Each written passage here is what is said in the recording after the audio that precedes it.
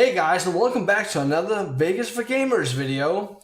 Today it's not gonna be about Sony Vegas, it's gonna be about Fraps, because I have some information for you guys that I know some people will find handy.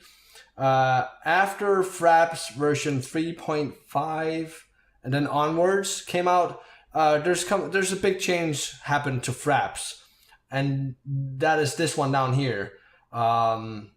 Split movie every 4 gigabytes. That's what Fraps used to do all the time, but people kept asking Beepa to enable something in Fraps to record in larger file sizes than 4 gigabytes.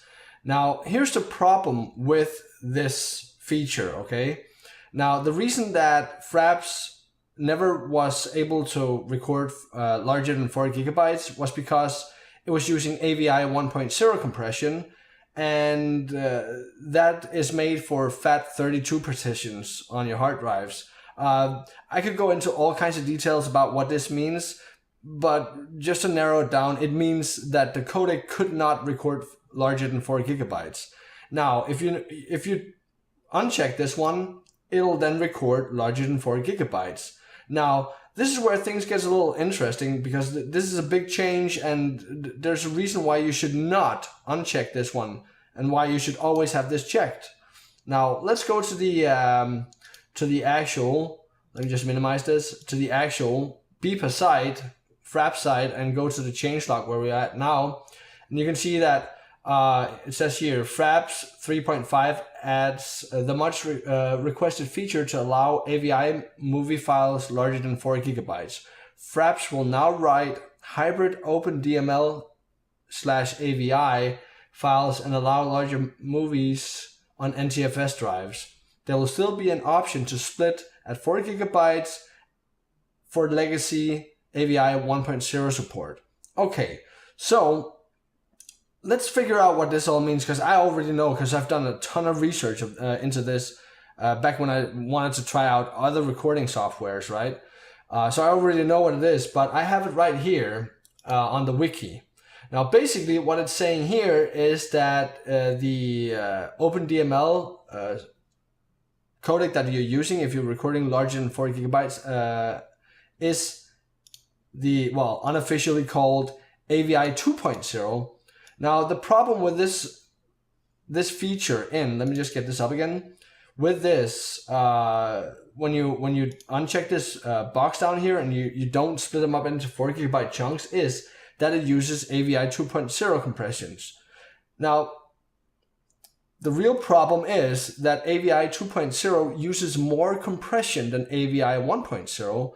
So if you uncheck this box and it doesn't split up in 4 gigabyte chunks, you're losing quality on your videos, guys. You're losing quality on your videos. It's as simple as that.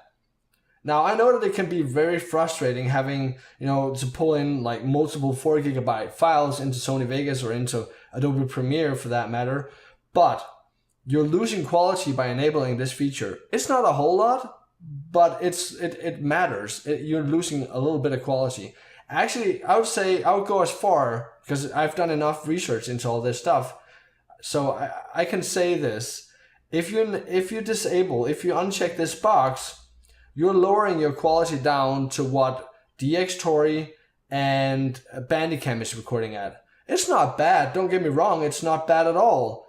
But if you want to get all that Fraps can provide, and this is why Fraps was always the favorite capturing software out there for us gamers, because it had the better quality, because AVI 1.0 compression is so low. It is so low.